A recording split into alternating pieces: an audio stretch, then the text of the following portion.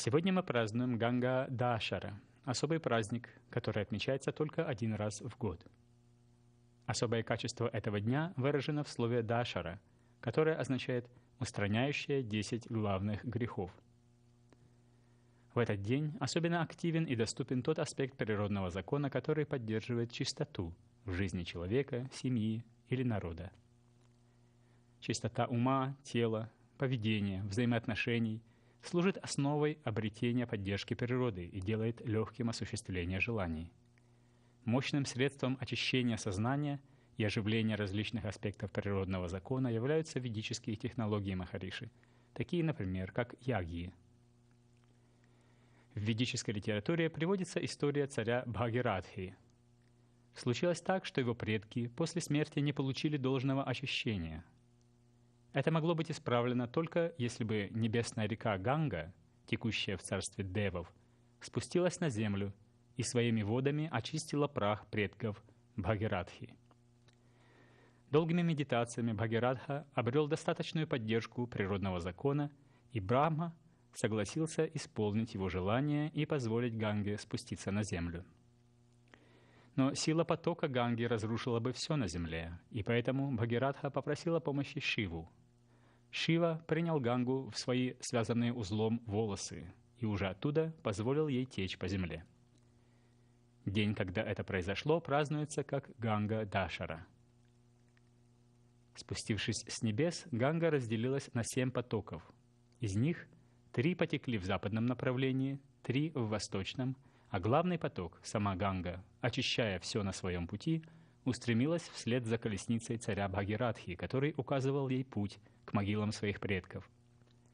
Эти 3 главных направления течения Ганги отражены в другом ее имени — Трипатхага, что значит «текущая 3 путями».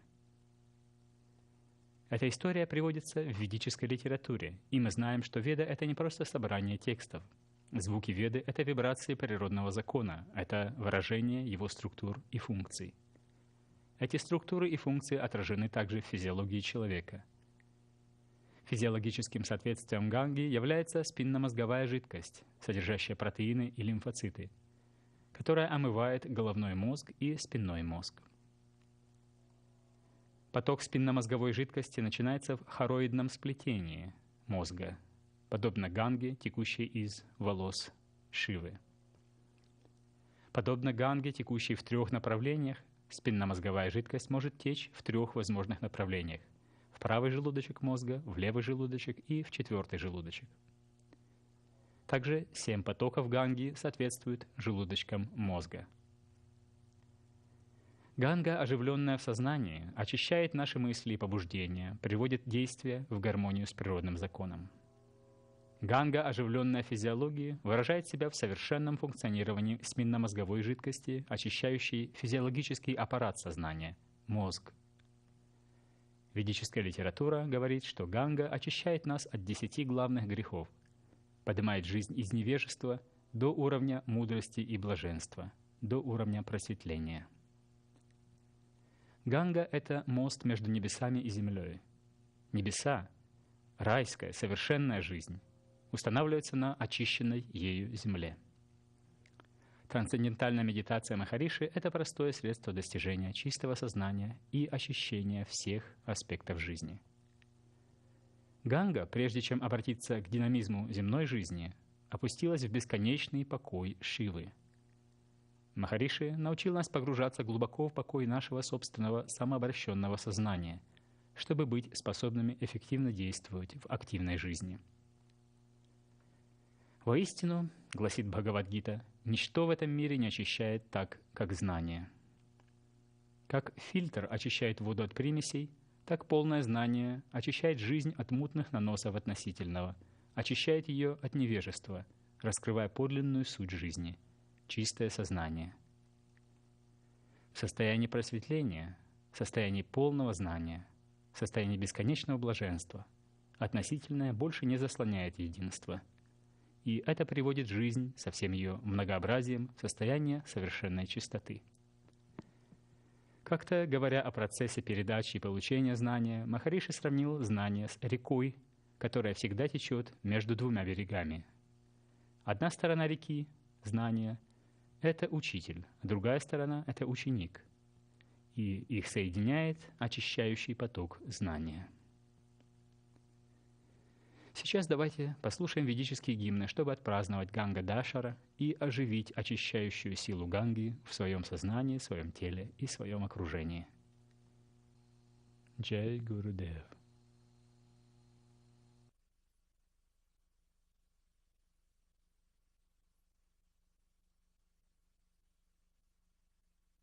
ॐ नमो गङ्गादेव्यै ओङ्काररूपिण्यजरा तुलानन्दामृतस्रवा अत्युदारा भयाशोका लकनन्दामृतामला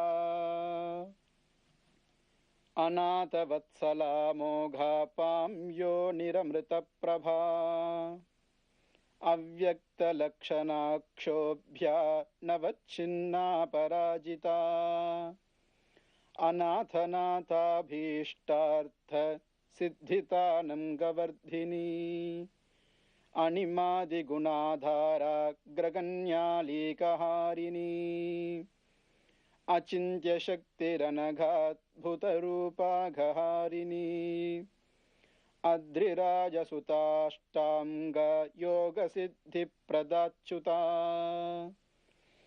अक्षुण्णशक्तिरसुदानन्ततीर्थामृदोदका अनन्तमहिमापारानन्तसौख्यप्रदान्नता अशेषदेवतामूर्ति रघोरमृतरूपिणी अविद्याजालशमनी ह्यप्रतर्क्ष्यगतिप्रदा अशेषविघ्नसंहर्त्री त्वशेषगुणगुम्फिता अज्ञानतिमिरज्योति तनुग्रहपरायणा अभिरामानवद्याङ्ग्य नन्दसारा कलङ्गिनी आरोग्यदानन्दवल्ली त्वापन्नार्तिविनाशिनी आश्चर्यमूर्तिरायुष्या ह्याढ्याद्या प्रार्यसेविता आप्ययिन्याप्तविद्याख्या त्वानन्दास्वासदायिनी आलस्यज्ञापदाहन्त्री ह्यानन्दामृतवर्षिणी इरावतीष्टधात्रिष्टा त्विष्टा पूर्तिफलप्रदा इतिहासश्रुतिढ्यार्था त्विहा मूत्रशुभप्रदा ये ज्याशीलसमिज्येष्ठा त्विन्द्रादिपरिवन्दिता इलालङ्कारमालेद्वा त्विन्दिरारम्यमन्दिरा इदिन्दिरादिसंसेव्या त्वीश्वरीश्वरवल्लभा इति भीतिहरेढ्या च त्वीडनीयचरित्रभृत् उत्कृष्टसत्किरुत्कृष्टोड्डुपमण्डलचारिणी उदिताम्बरमार्गोश्रो रगोलोकविहारिणी उक्षोर्वरोत्पलोकुम्भा उपेन्द्रचरणद्रवा उदन्वपूर्तिहेतुश्चोद्दारोत्साहप्रवर्धिनी उद्वेगन्युष्णशमनी उष्णरश्मिसुताप्रिया उत्पत्तिस्थितिसंहारकारिण्यपरिचारिणी ऊर्जं वहन्त्योर्जधरोर्जावतीर्चोर्मिमालिनी ऊर्ध्वरेतः प्रियोर्ध्वाध्वा ह्यूर्मीलोध्वगर्दिप्रदा ऋषिवृन्दस्तु तद्धिश्च ऋणत्रयविनाशिनी ऋतम्बरार्धितात्री च ऋक्स्वरूपा ऋजुः प्रिया ऋजमार्गवहर्चार्चि ऋजुमार्गप्रदर्शिनी येधिताखिलधर्मार्था त्वैकैकामृतदायिनी येधनीयस्वभावैज्या त्वेजिता शेषपातका ऐश्वर्यदैश्वर्यरूपा ह्यैतिह्यं ह्यैं दविद्युतिः ओजस्विन्योषधिक्षेत्रमोजदोदनदायिनी वोष्टामृतौन्नत्यधात्री त्वौषधं भवरोगिणाम् औदार्यचंचुरौपेन्द्री त्वगृह्यो मेयरूपिणी अम्बराध्ववहां वष्टां वरमालाम्बुजेक्षणा अम्बिकाम्बुमहायोनि रन्धोतान्धकहारिणी अंसुमालाह्यं सुमती त्वङ्गीकृतषडानना अन्धतामिस्रहन्त्र्यन्धुरञ्जनाह्यं जनावती कल्याणकारिणी काम्या कमलोत्पलगन्धिनी कुमुद्वती कमलिनी कान्तिः कल्पिलितायिनी काञ्चनाक्षी कामधेनुः कीर्तिकृत्क्लेशनाशिनी क्रतुश्रेष्ठा क्रतुफला कर्मबन्धविभेदिनी कमलाक्षी क्लमहरा कृशानुतपनद्युतिः करुणार्द्रा च कल्याणी कलिकल्मषनाशिनी कामरूपा क्रियाशक्तिः कमलोत्पलमालिनी कूटस्था करुणाकान्ता कूर्मयाना कलावती कमला कल्पलतिका काली कलुषवैरिणी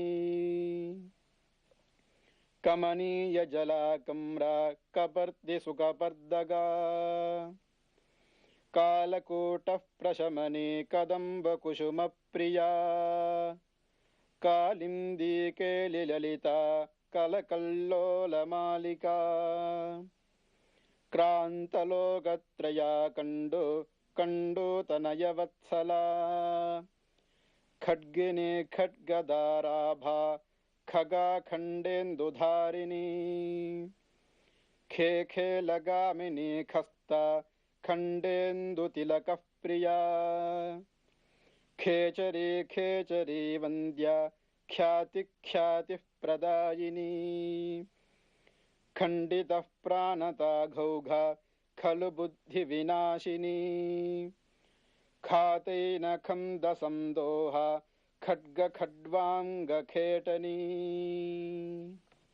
खरसन्तापशमनी खनिः पीयूषपाथसां गंगा गन्धवती गौरी गन्धर्वनगरः प्रिया गम्भीराङ्गी गुणमयी गतातङ्गा गतिप्रिया गणनाथाम्बिका गीता गद्यपद्यपरिष्टुता गान्धारी गर्भशमनी गतिभ्रष्टगतिप्रदा गोमती गुह्यविद्या गोप्त्री गगनगामिनी गोत्रः प्रवर्तिनी गुण्या गुणातीता गुणाग्रणीः गुहाम्बिका गिरिसुता गोविदाङ्घ्रिसमुद्भवा गुणनीयचरित्रा च गायत्री गिरिशः प्रिया गूढरूपा गुणवती गुर्वी गौरववर्धिनी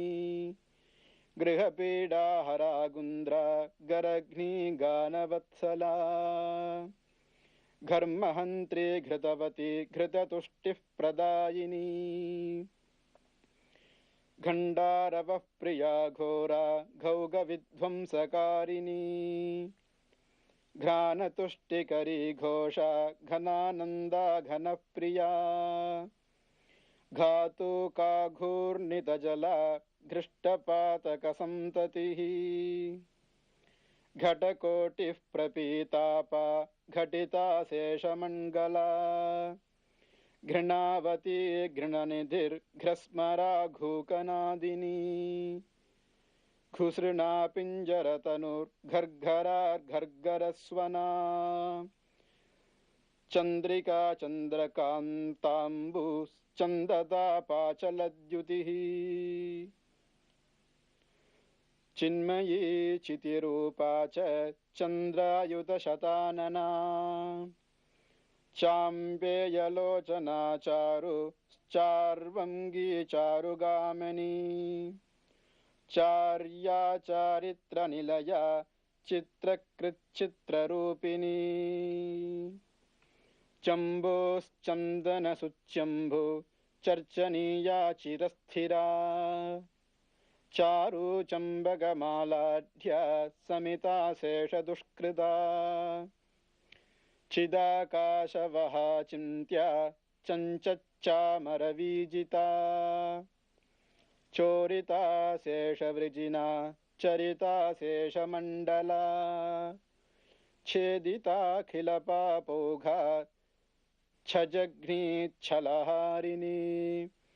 छन्नत्रिविष्टपतला छोटिता शेषबन्धना छुरितामृतधारौघा छिन्नैनाश्चन्दगामिनी छत्रीकृतमरालौघा छटीकृतनिजामृता जाह्नवीज्या जगन्माता जप्या जङ्घालवीचिका जया जनार्दनः प्रेता जुषनीया जगद्विता जीवनं जीवनः प्राणा जगज्येष्ठा जगन्मयी जीव जीवातुलतिका जन्मी जन्मनि बर्हिणी जाढ्यविध्वंसनकरी जगद्यो निर्जला विला जगदानन्दजननी जलजा जलजेक्षणा जनलोचनपीयूषा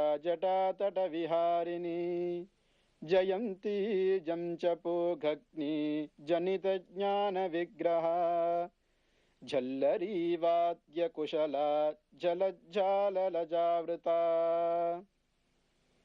झिण्डीशवन्द्या झांकारकारिणी झर्झरावती टिकिता शेषपाताला टङ्किकैनोद्रिपाटने टङ्कारनृत्यत्कल्लोला टीकनीयमहातटा डम्बरः प्रवहाडीन राजहंसकुलाकुला डमड्डमरुहस्ता च डामरोक्तमहाण्डका डौकिता शेषनिर्वाणा डक्कानादचलज्जला डुण्डिविघ्नेशजननी डनड्डुनितपादका तर्पणी तीर्थतीर्था च त्रिपदा त्रिदशेश्वरी त्रिलोकगोप्त्रीतो येषि त्रैलोक्यपरिवन्दिता तापत्रितयसंहर्त्री तेजोबलविवर्धिनी त्रिलक्ष्या तारिणी तारा तारापतिकरार्चिता त्रैलोक्यपावनी पुण्या तुष्टिदा तुष्टिरूपिणी तृष्णाच्छेत्री तीर्थमाता त्रिविक्रमपदोद्भवा तपोमयी तपोरूपा तपस्तोमफलप्रदा त्रैलोक्यव्यापिनी तृप्तिकृत्तत्वरूपिणी त्रैलोक्यसुन्दरी तुर्या तुर्यातीतपदप्रदा त्रैलोक्यलक्ष्मीस्त्रिपदी तथ्यातिमिरचन्द्रिका तेजो गर्भा तपःसारा त्रिपुरारी शिरोगृहा त्रयीस्वरूपिणी तन्वी तपनां गजभीतिनुत् तरिस्तरनीजा मित्रं तर्पिता शेषपूर्वजा तुला विरहिता तीव्रा पापतुलतनूनपात् दारिद्र्यशमनी दक्षा दुष्प्रेक्षा दिव्यमण्डना दीक्षावती दुरावाप्याद्राक्षा मधुरवारिभृत् दर्शितानेककुतुका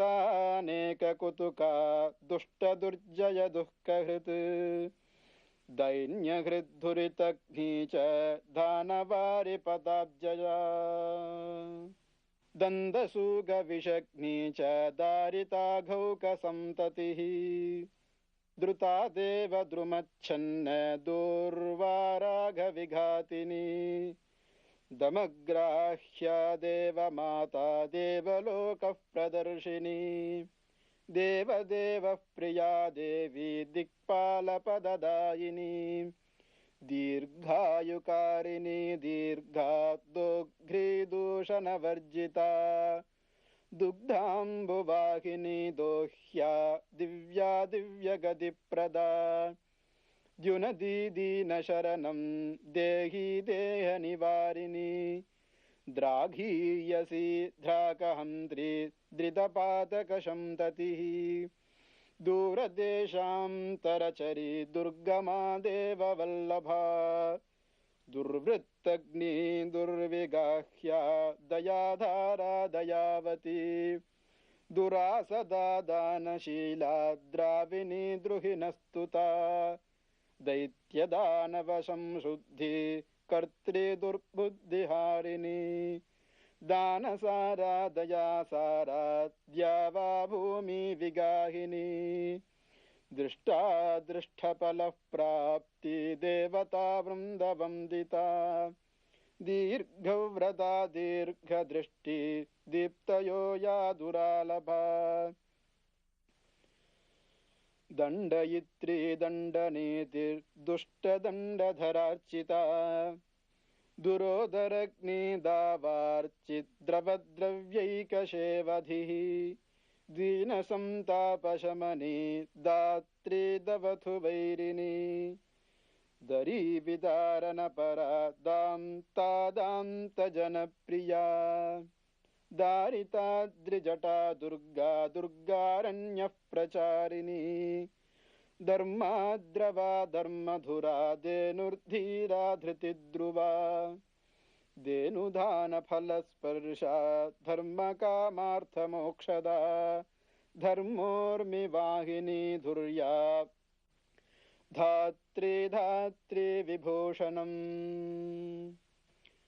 धर्मिणी धर्मशीलाश्च धन्विकोटिकृतावना ध्यातृपापहरा ध्येया धावनी धूतकल्मषा धर्मधारा धर्मसारा धनदानववर्धिनी धर्माधर्मगुणच्छेत्री धत्तोरकुसुमप्रिया धर्मेशी धर्मशास्त्रज्ञा धनधान्यसमृद्धिकृत् धर्मलभ्या धर्मजला धर्मप्रसवधर्मिणी ज्ञानगम्या स्वरूपा च धरिणी धातृपूजिता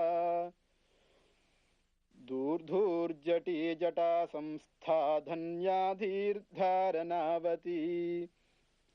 नन्दा निर्वाणजननी नन्दितानुन्नपादका निषिद्धविघ्ननिचया निजानन्तः प्रकाशिनी नभोगनचरी नूतीर्नम्या नारायणी नुता निर्मला निर्मलाख्या नाशिनी तापसम्पदाम् नियता नित्यसुखदा नानाश्चर्यमहानिधिः